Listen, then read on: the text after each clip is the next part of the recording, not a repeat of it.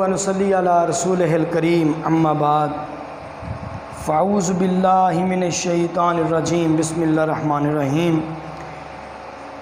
अज़ीज़ तलबा व तालिबात अस्सलामु अलैकुम। मैं ज़ीशान कमाल साल अव्वल के उर्दू के लेक्चर के साथ आपकी खिदमत में हाज़िर हूँ। प्यारे बच्चों, आज हम सबक पढ़ेंगे नज़्म कर रहे हैं तस्लीम व रज़ा। तो आज हम इसका बंद नंबर 3 करेंगे। तस्लीम व रज़ा का मतलब मैं पहले भी आपकी गोशगुजार कर चुका हूँ कि तस्लीम व रज़ा मुकाम फ़क्र का ही दूसरा नाम है कि जिस पर पहुँचने के बाद, जहाँ तक रसाई हासिल करने के बाद एक सालक अल्लाह की ज़ात में फ़ना हो जाता है, यानी अपनी ख्वाहिशात और आरज़ुओं को अल्लाह की रज़ा और उसकी मर्ज़ी के सुपुर्द कर देता है। वो तज़किया नफ्स, तरबी और ज़ब्त नफ्स का मरहला तय करके तरबियत दरूं के ज़रिए तरबियत दरूं करके अल्लाह तबारक व तआला का कुर्ब हासिल कर लेता है। फिर दुनिया और माफ़ीहा, दुनिया और यानी दुनिया व माफ़ीहा, दुनिया और जो कुछ दुनिया में है उससे, दुनिया माफ़ीहा से उसे कोई सरोकार नहीं रहता।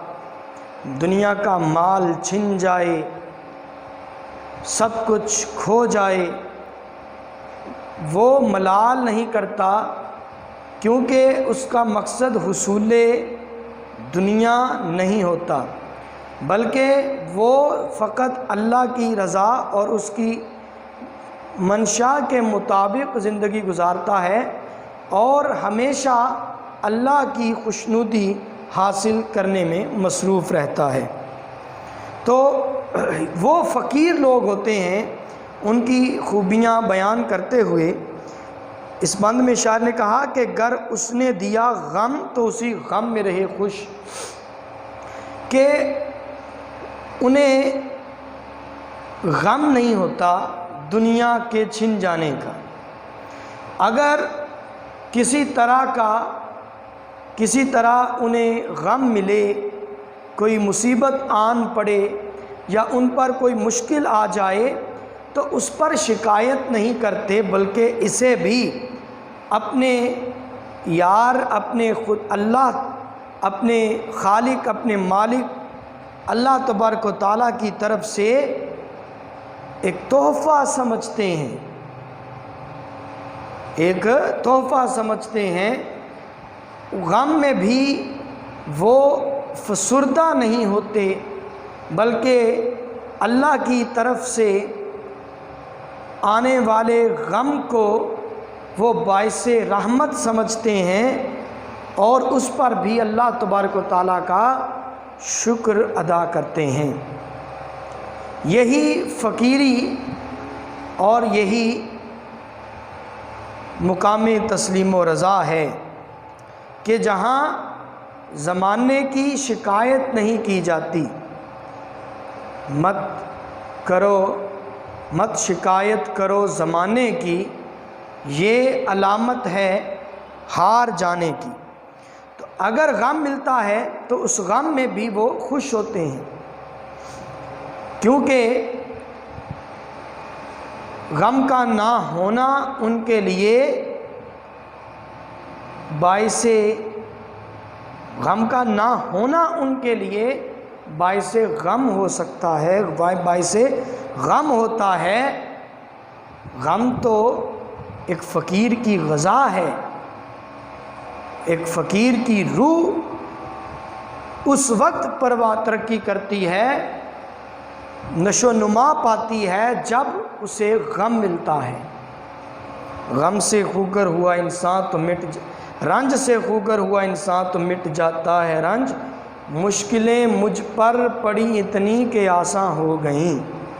और शायर ने कहा, ये वो रास्ता है दयारे वफ़ा का, जहाँ बादे सरसर सबा हो गई है। اور اس نے جو ماتم دیا ماتم میں رہے خوش۔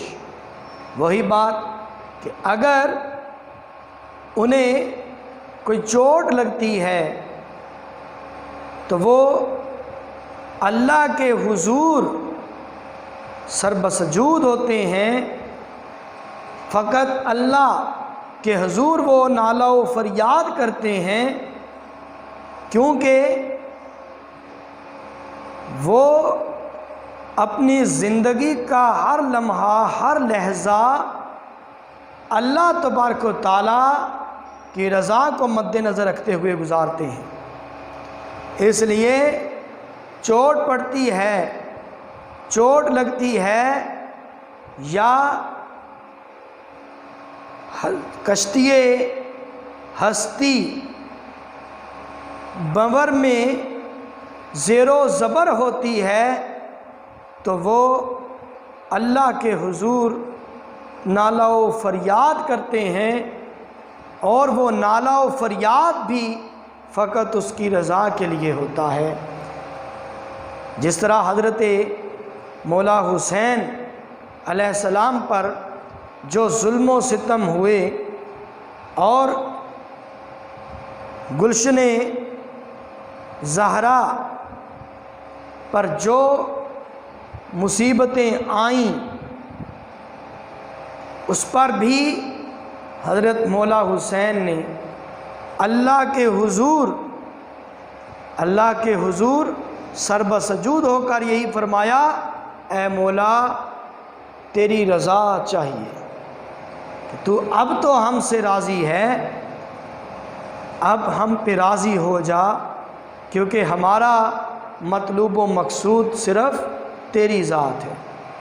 سلام ان پر تہہ تیغ بھی جنہوں نے کہا، جو تیرا حکم جو تیری رضا جو تو چاہے۔ آگے کہا کھانے کو ملا کم تو اسی کم میں رہے خوش۔ بیٹا دنیا کی لذتوں سے فقیر کبھی اپنا دل نہیں بہلاتا، یا اپنے نفس کو لذت دنیا میں الجھنے نہیں دیتا۔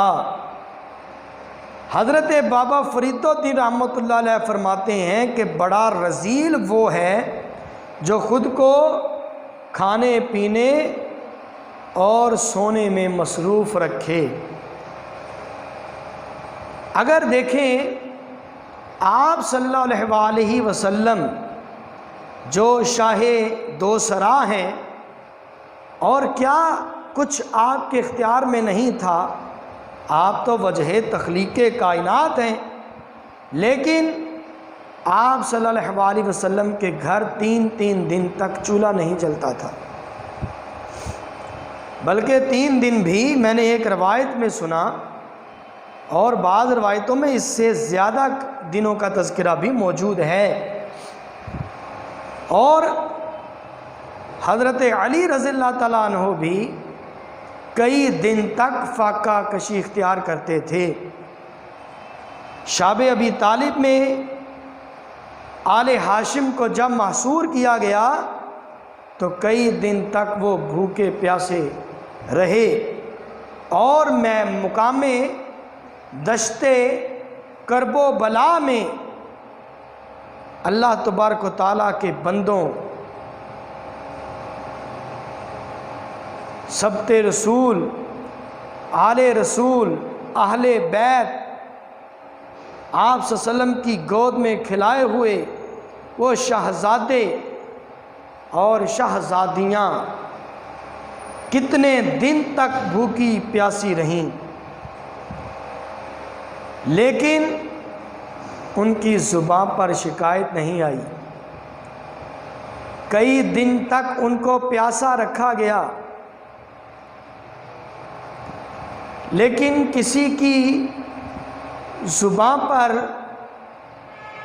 شکوہ نہیں تھا، بلکہ اس پر بھی وہ اللہ کے حضور شکر گزار رہے۔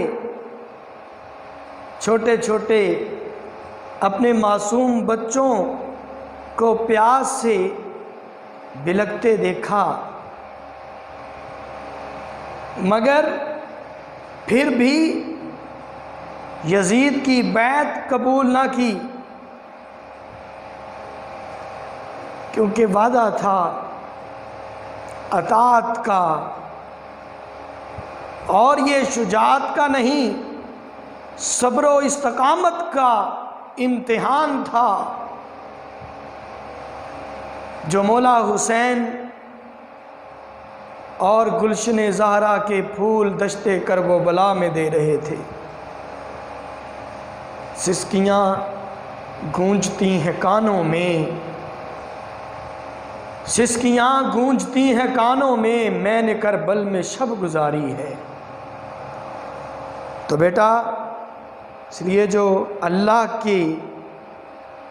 کی رضا میں راضی رہتے ہیں اور زندگی اس کی خوشنودی اور رضا کے لیے گزارتے ہیں، وہ دنیا کی لذتوں، کھانے پینے، اوڑھنے سونے میں مصروف نہیں رہتے،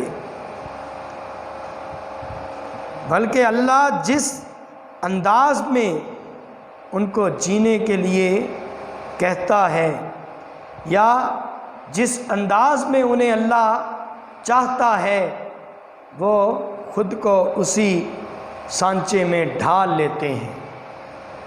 جس طرح حضرت ذبیح اللہ حضرت اسماعیل علیہ السلام نے قربانی دی، تیار ہو گئے قربانی کے لیے، اور حضرت ابراہیم بھی اپنے لخت جگر کو قربان کرنے کے لیے گھر سے نکل پڑے، زمین پر لٹا کر چھری تک چلا دی۔